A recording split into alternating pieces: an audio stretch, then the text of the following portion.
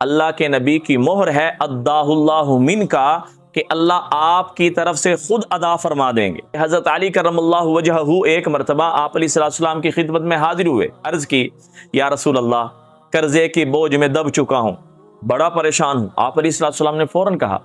تجھے میں ایسے کلمات نہ سکھاؤں کہ اگر تو وہ کلمات پڑھ لے، یعنی مقدار طے نہیں کی، ایک دفعہ پڑھ لے اداہ اللہ منکا تیری طرف سے اللہ خود ادا کر دیں گے۔ لو کان علیک مثل جبل صبیر دینا، اے علی اگر تیرا قرضہ صبیر پہاڑ کے بقدر بھی ہوگا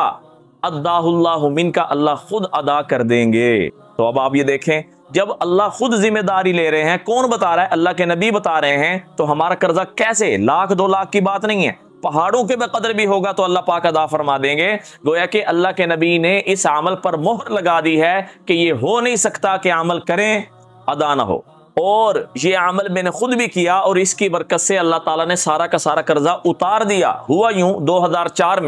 میں اللہ کے راستے میں تھا، مولانا جمشید صاحب رحمۃ اللہ علیہ کی خدمت میں حاضر ہوا، عرض کی کہ حضرت میرے والد محترم پر اتنا قرضہ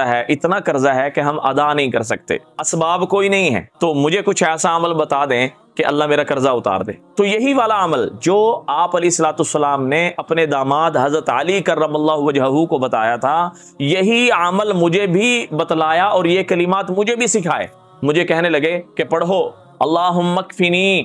بحلالک عن حرامک واغننی بفضلک عمن سواک، اے اللہ حلال نصیب فرما، حرام سے بچا لے، اور اے اللہ مجھے دنیا والوں کا فقیر نہ بنا، مجھے اپنے در کا فقیر بنا لے۔ یہ اس کا آسان سا ترجمہ ہے۔ تو یہ کلمات مولانا جمشید صاحب رحمۃ اللہ علیہ نے مجھے سکھائے، اس کے بعد میں نے اس کا اہتمام کیا، اللہ تعالیٰ نے سارا کا سارا قرضہ خدا کی قسم کہہ رہا ہوں کہ اتار دیا۔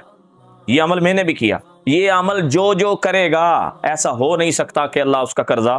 نہ اتاریں، لیکن صرف یہ ہے دیکھیں کمیاں ہماری اپنی ہوتی ہیں، کیا بعض دفعہ کہ ہم کسی حرام کام میں لگے ہوتے ہیں جس کی وجہ سے اللہ کی مدد رک جاتی ہے، ہماری نماز کی پابندی نہیں ہوتی، اللہ کی مدد رک جاتی ہے، ہم کسی یتیم کا کسی اپنے بہن بھائیوں کا حق مارے ہوئے ہوتے ہیں، اللہ کی مدد رک جاتی ہے، کہیں نہ کہیں کوئی نہ کوئی مسئلہ ہوتا ہے، ورنہ ایسا ہو نہیں سکتا جو کلمات اللہ کے نبی کی زبان مبارک سے نکلے ہوں اور وہ قبول نہ ہوں، انسان پڑھے اللہ پاک ادا نہ کرے۔ اللہ کے نبی فرما رہے ہیں اداہ اللہ منکا تیری طرف سے اللہ ادا کریں گے۔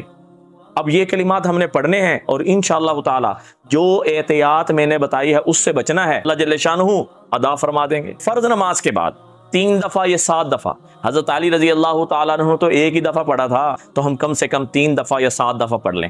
زیادہ کوئی پڑھنا چاہتا ہے تو زیادہ پڑھ لے، جتنی مقدار بڑھائے گا انشاءاللہ تعالی اتنا جلد اللہ پاک قرض اتارنے کا انتظام فرما دیں گے۔ میری دعا ہے جس ہمارے بہن بھائی پر جو قرضوں کے بوجھوں میں پہاڑوں میں دبا ہوا ہے، اس عمل کی برکت سے اللہ جل شانہ رحمت کی رسی ڈال کر اس کو اس قرض سے نکال لے اور اپنی طرف سے ادا کر دے۔ دعاؤں میں یاد رکھیں، صدقہ جاری سمجھ کے شیئر کریں۔ السلام علیکم ورحمۃ اللہ وبرکاتہ۔